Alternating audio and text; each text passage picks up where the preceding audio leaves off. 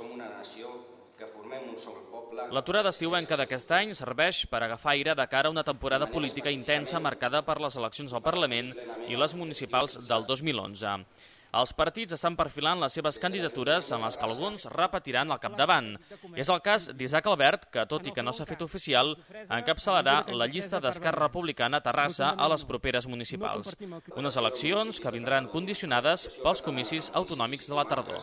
El fet que hi hagi unes eleccions catalanes pel mig, doncs jo crec que sí que altera una mica el calendari, i la idea és o treballarem amb calendaris previs a les eleccions o després de les eleccions catalanes per no barrejar-ho.